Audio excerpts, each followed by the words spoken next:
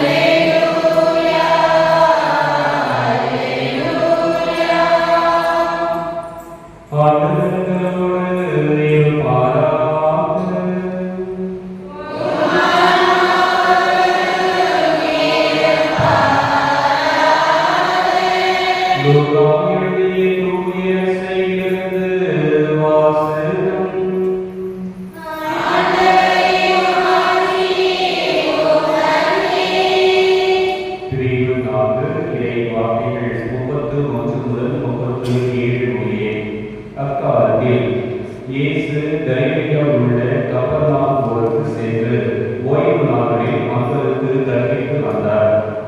அவருடைய போதனையை குறித்து அவர்கள் வியப்பில் ஆழ்ந்தார்கள். ஏனெனில் அவர் அதிகாரத்தோடு கற்பித்தார். தொழுகை கூடத்தில் தீய ஆவியான பேய் பிடித்திருந்த ஒருவர் இருந்தார். அவரை பிடித்திருந்த பேய், ஐயோ நாசரேத்து இயேசுவே, உமக்கு இங்கு என்ன வேலை? எங்களை ஒழித்துவிடவா வந்தீர்? நீர் யார் என எனக்கு தெரியும். நீர் கடவுளுக்கு அர்ப்பணமானவர் என்று உரத்த குரலில் கத்தியது. வாயை மூடு, இவரை விட்டு வெளியே போ என்று இயேசு அவரை அதட்டினார். அப்பொழுது பேய் பிடித்தவரை அவர் நடுவே விழ செய்து அவருக்கு ஒரு தீங்கும் கிடைக்காமல் பேய் அவரை விட்டு வெளியேற்று. எல்லாரும் திகைப்படைந்து, எப்படி பேசுகிறார் பாருங்கள், அதிகாரத்தோடும் வல்லமையோடும் தீய ஆவிகளுக்கு கட்டளையிடுகிறார், அவையும் போய்விடுகின்றனவே என்று ஒருவரோடு ஒருவர் பேசிக் கொண்டனர். அவரை பற்றிய பேச்சு சுற்றுப்புறமெங்கும் பரவியது. ஆண்டவரின் அருள்வாக்கு.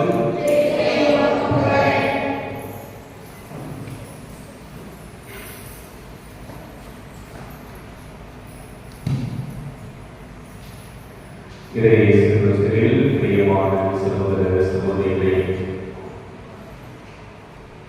கடவுள் நம் ஒவ்வொருடைய எண்ணங்களையும் இதயங்களையும் நம்முடைய கேள்விகளையும் அறியக்கூடியவர்களாக இருக்கின்றார் என்பதை இன்றைய வாசகர்கள் மிக அழகாக எடுத்து சொல்கின்றனர். நாம் கடவுளை நோக்கி எதற்காக வருகிறோம், எந்த தேவைக்காக வருகிறோம் என்பதை ஆண்டவராகிய கடவுள் நன்கு அறிந்திருக்கிறார். இதைத்தான் இன்றைய முதல் வாசகத்திலே திருத்தூதர் பவுல் அருமையாக சொல்கிறார். தூய ஆவியாலே அனைத்தையும் தூய்மை ஆகிறார். கடவுளின் ஆழ்ந்த எண்ணங்களையும் அவர் அறிகிறார் என்று சொல்லி அருமையாக சொல்கிறார். அன்புக்குரியவர்களே, தூய ஆவியார் நம் ஒவ்வொருவருடைய எண்ணங்களையும் அறிந்திருக்கிறார். அவரிடமிருந்து எதையும் நம்மால் மறைக்க இயலாது என்பதை நாம் முதலில் உணர வேண்டும். பல நேரங்களில் நாம் என்ன நினைத்துக் கொள்கிறோம் என்றால், நாம் செய்வது கடவுளுக்கு எதுவுமே தெரியாது என்றுதான் நாம் நினைத்துக் கொள்கிறோம். மனித பார்வையில் எதை வேண்டுமானால் மறைத்து விடலாம். ஆனால் கடவுளுடைய ஆவியாரின் பார்வை, கடவுளுடைய அறிவை பொறுத்த மட்டில் நாம் யாரும் அவர்களிடமிருந்து மறைத்திருக்க முடியாது. கடவுள் நம் ஒவ்வொருடைய எண்ணங்களையும் சிந்தனைகளையும் ஆய்ந்து பார்க்கிறார். தூய ஆவியும் அப்படியே இருக்கிறார். எனவேதான் இன்றைய நற்செய்தி வாசகத்தை நாம் பார்க்கிறோம். பேய் பிடித்திருந்த அந்த மனிதர் கத்துகிறார். பேய் ஆண்டவருக்கு முன்பாக சொல்வது, மக்களுக்கு முன்னாடி யாருக்கு தெரியும், தனக்கு எல்லாம் தெரியும் என்பதை அங்கிருந்த மக்கள் கூட்டத்திற்கு முன்பாக எரித்து காண்பிக்க ஆண்டவர் இயேசுவுக்கு முன்பாக பேய் முக்கிக் கொள்கிறது. நீ யார் எனக்கு தெரியும், நீ எங்கிருந்து வந்த என்பது எனக்கு தெரியும், நாசரேத்து இயேசுவே, உமக்கு இங்கு என்ன வேலை என்று அந்த பேயானது கத்துகிறது. அப்படி என்றால் அவரை விட தான் வலிமைக்கிறவன், தனக்கு எல்லாம் தெரியும் என்பதை மக்கள் ஏற்றுக்கொள்ள வேண்டும் என்பதற்காக இயேசுவுக்கு முன்பாகவே அவரை விட தான் வலிமைக்கும் என்பதை காட்டிக் கொள்வதற்காக, நீ யாரு, எங்கிருந்து வர, எதற்காக இங்கு வந்திருக்கின்றாய் என்பது அனைத்தும் எனக்கு தெரியும் என்று சொல்லி ஆண்டவர் இயேசுவை பார்த்திருக்கிறது. இதை ஒழித்து விட்டவா வருகிறேன். அப்பொழுது ஆண்டவர் இயேசு சொல்லும், வாயை பேசாமல் வாயை கொண்டு பேசாமல் போ என்று சொன்னவுடனே ஆண்டவராக இயேசு கிறிஸ்துவின் வார்த்தைக்கு என்ன பண்ணுது, அந்த பேய் அடிபட்டு அந்த மனிதனை விட்டு பேசுகிறது. இங்கு யார் அதிகாரம் மிக்கவராக வல்லமை மிக்கவராக இருக்கிறார் என்று சொன்னால் ஆண்டவர் இயேசு கிறிஸ்து என்பதை அங்கிருந்த மக்கள் கூட்டம் அனைவரும் உணர்ந்துள்ளது. தொழுகை கூடத்தில் இந்த மக்கள் அனைவரும் எப்படி ஒரு அதிகாரத்தோடு வல்லமையோடு பேசுகிறார் பாருங்கள் என்று சொல்லி அவரை பார்த்து வியப்பு செய்திருக்கிறார். அவர் மீது நம்பிக்கை கொள்கிறார். இந்த உலகத்திலே பேய்க்கு எல்லாமே தெரியும். நம்ம என்ன இந்த இடத்துல தெளிவா இருக்கிறோம், எந்த இடத்துல நம்ம ஸ்ட்ராங்கா இருக்கிறோம், எல்லாமே பேய்க்கு தெரியும். நம்முடைய அந்த வீக்னஸ் பயன்படுத்தி என்ன செய்யணும், பேர் சொல்லி நம்ம மட்டத்தை பேசுகிறோம். ஆனால் என்ன சொல்றது, தூய் ஆவியாருடைய தேவையை அறிந்து அவர் தூக்கி தட்டி எடுத்துக் கொண்டே இருப்பார். நம்ம என்ன செய்ய மாட்டோம், தூய் ஆவிக்கு நம்ம சொல்லி கொடுக்க மாட்டோம். சாத்தானுடைய அந்த பேச்சுக்கு தான் நம்ம பேசி கொடுக்கிறோம். நம்முடைய பலவீனம் என்னென்ன என்பதை முதலில் யார் அறிந்து வச்சிருப்பார், நம்முடைய எதிராக அறிந்து வச்சிருப்பார், யார் கடவுள் நம்முடைய பலவீனங்களை அறிந்திருக்கிறார். அறிந்திருந்து அந்த தேவைகளை நிவர்த்தி செய்ய வருகிறார். அப்படி நிவர்த்தி செய்ய வருகிற பொழுது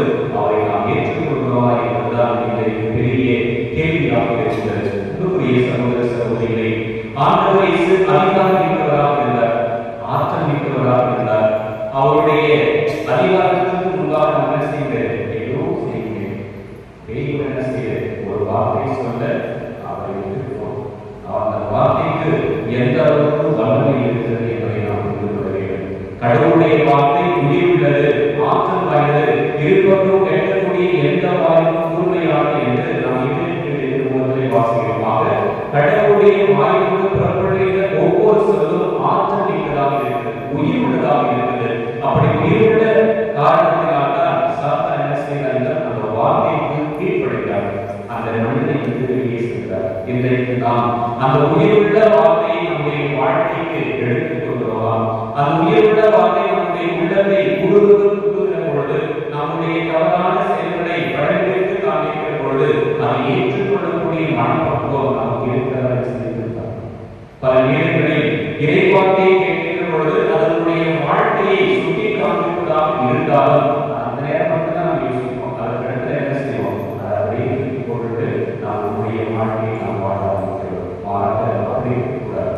நாம் ஒவ்வொருவருமே அந்த இறைவார்த்தையால் தூண்டப்படுகிறோம் என்றால், அந்த இறைவார்த்தையால் தூண்டப்பட்டு ஒரு புதிய வாழ்வு வாழ இறைவன் நம்மை அழைக்கிறார் என்று சொன்னால், கடந்ததை வாழ்ந்துவிட்டு புதிய வாழ்வை நோக்கி நாம் அழைக்க வேண்டும். அதற்கு இறைவன் தன்னுடைய ஆற்றலை கொடுக்கிறார். நம் ஒவ்வொருவரையும் கண்டுபிடித்து தூக்கிவிடுவதற்கு அவர் தயாராக இருக்கிறார்.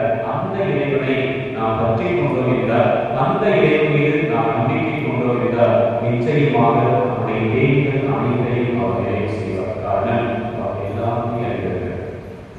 நான் என்ன செய்ய, நான் எங்க போகிற என்பதை நீங்களே முடிவு பண்ணிக்க மாட்டீங்க. நான் ஒரு நேரம் எல்லாமே நம்ம எங்க போகிறோம், என்ன செய்ய போறோம், எந்த நேரத்தில் செய்ய போறோம் என்பதை நீங்களே முடிவு பண்ணிக்க மாட்டீங்க. ஆண்டவருடைய பாதையை நாம் இன்னும் அவருடைய அறிவு, அவருடைய அன்பு நம்மை நிறைவாழ்வுக்கு இட்டு செல்கிறது. அவருடைய அறிவு நமக்கு இணைந்தது, நம்முடைய தேவையை நிறைவு செய்கிறது. அவர் நம்மை அன்பு செய்கிறார் என்று சொன்னால், நம்மை அவரோடு இணைத்துக் கொள்ள ஆசைப்படுகிறார். நாம் அவரோடு நெருங்கி வாழ வேண்டும். என்னுடைய பிள்ளை என்னோடு இருக்கிறேன் என்பதை கடவுள் அதிக ஆக்கம் கொண்டிருக்கிறார். நாம் என்ன செய்கிறார்? அவருடைய அன்பை சொல்கிறேன்.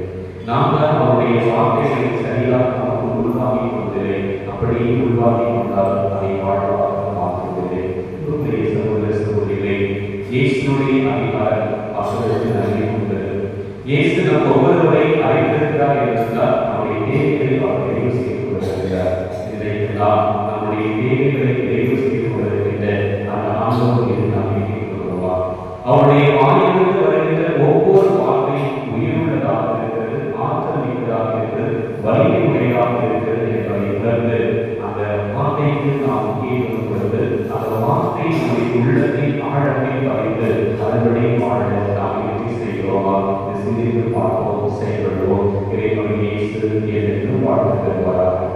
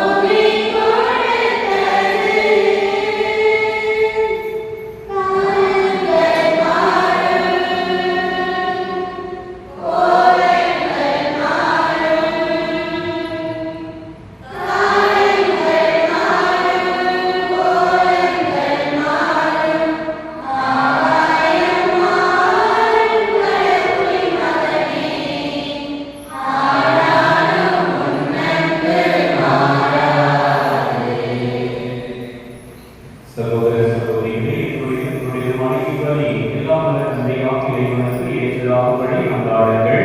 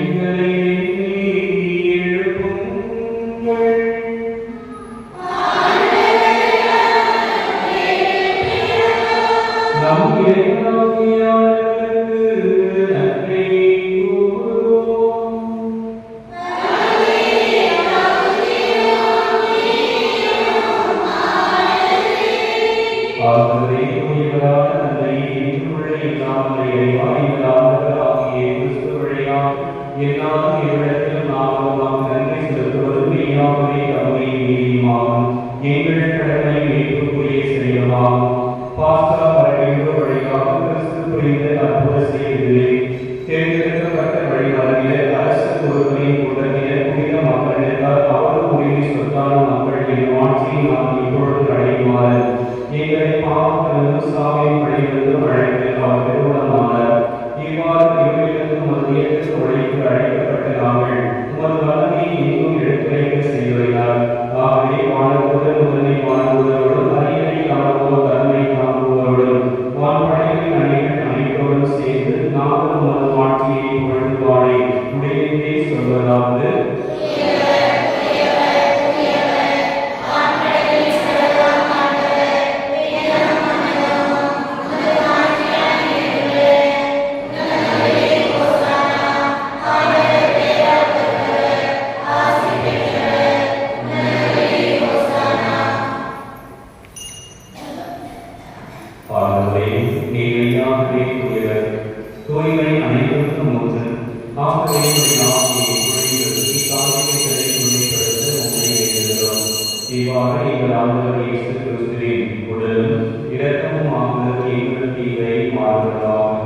அவர் பாடுபட தம்மை கையெழுத்தபோது அப்பத்தை எடுத்து நன்றி செலுத்தி அதை பெற்று தம் சிலர்களுக்கு அறிந்து கூறியதாவது, அனைவரும் இதிலிருந்து பெற்று உண்ணுங்கள், ஏனெனில் இது உங்களுக்காக கையெழுத்தப்படும் என் உடல்.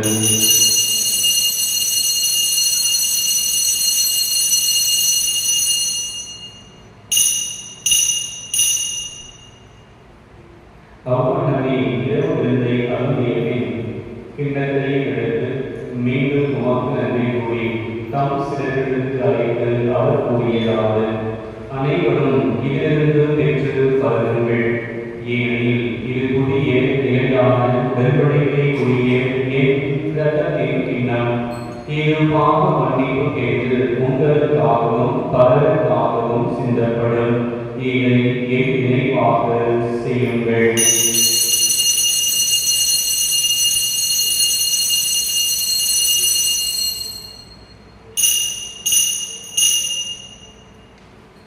நபிகளின் மறைபொருள்.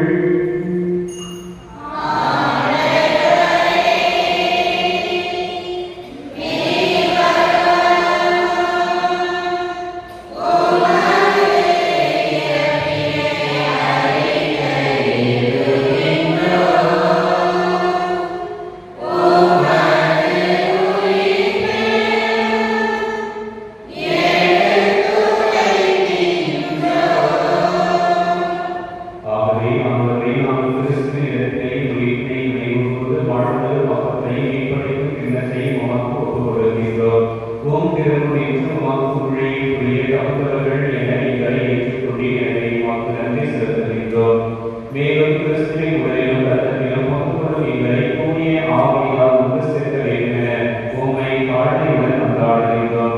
ஆண்டவரே, உலகிற்கும் பலருக்கும் உமது அவையை நினைவு கூர்ந்தருள. எங்கள் திருத்தந்தை பிரான்சிஸ், எங்கள் பேராயர் மேயர் பிரான்சிஸ் தாரிஸ், எல்லா அக்கறையினர் ஆகிய அனைவரோடும் உமது அவையை அன்பில் நிறைவுற செய்தனர். மேலும் எங்கள் சகோதர சகோதரிகளையும் இறந்தோர் அனைவரையும் நினைவுகூர்ந்து உமது திருமுக கொடியுள் ஏற்றனர். எங்கள் அனைவரையும் இரக்கமாரியம், கடவுளை தன்னைக்கான பெருமையா, அவருடைய கணவரான யோசேப்பு, புனித திருத்துதர்கள், இவ்வுலகில் உமது உதவர்களாய் இருந்தோர் ஆகிய புனித அனைவரும் நாங்கள் இறைவாழ்வை பங்குடன் தந்தை பெற்று உம் திருமகன் இயேசு கிறிஸ்து வழியாக உம்மை கொண்டேக்கும் வரவுள்ள உம்மை மன்றாடுகின்றோம். இவர் வழியாக இவரோடு இவரில் எல்லாம் வல்ல இறைவனாகிய தந்தையே, தூய ஆவியாரின் ஒன்றிப்பு எல்லா புகழும் வாழ்க்கையும் என்றென்றும் உமக்கு உரியதே.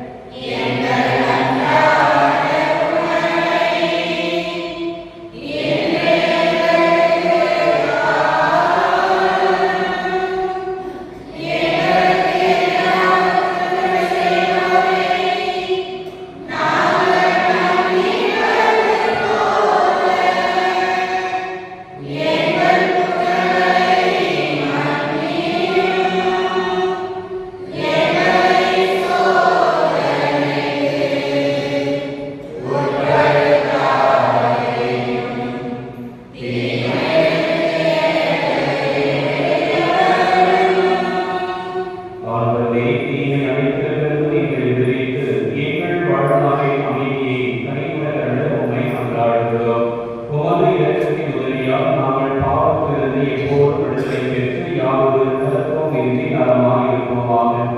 நாங்கள் எதிர்நோக்கி இருக்கும் பேரின்பத்திற்காகவும் என் மீட்பராகிய இயேசு கிறிஸ்துவின் வருகைக்காகவும் காத்திருக்கின்றோம். ஆண்டவரே இயேசு கிறிஸ்துவின் அமைதியை உங்களுக்கு விட்டு செல்கின்றேன், என் அமைதியை உங்களுக்கு அளிக்கின்றேன் என்றிருக்கும் திருத்தூதர்களுக்கு மொழிகிறேன். எங்கள் பாவங்களை பாராமல் உமது திருஅவையின் நம்பிக்கையை கண்ணோக்கி உமது திருவுலகத்துக்கு ஏற்ப அதற்கு அமைதியையும் ஒற்றுமையையும் அளித்தருளியாக. என்றென்றும் வாழ்ந்து ஆட்சி செய்கின்றவர் நீரே. ஆண்டவருடைய அமைதி உங்களோடு என்றும் எப்பொழுதும் இருப்பதாக. ஒருவருக்கொருவர் ஆண்டவர் பிறந்த உறவின் வாழ்த்தை பகிர்ந்து மகிழ்வோம்.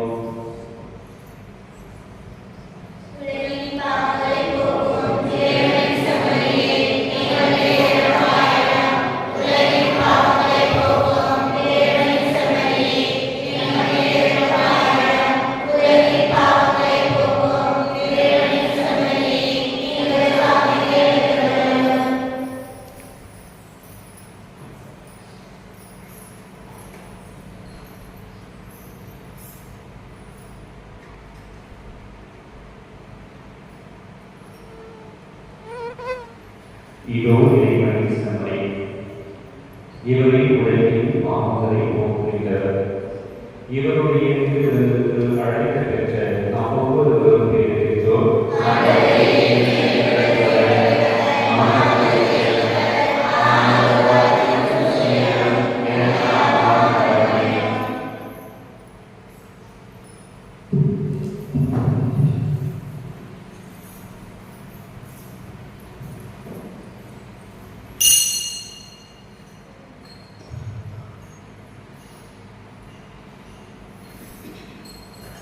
Thank you.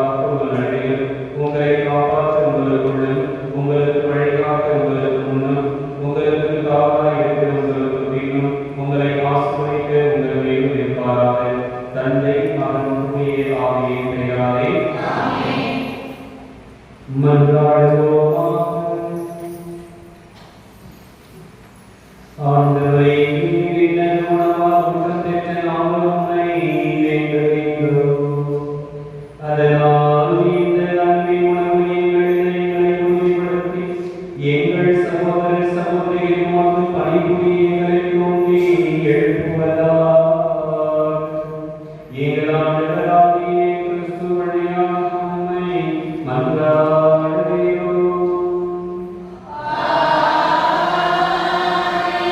ஆண்டவரோடு இருப்பாராக.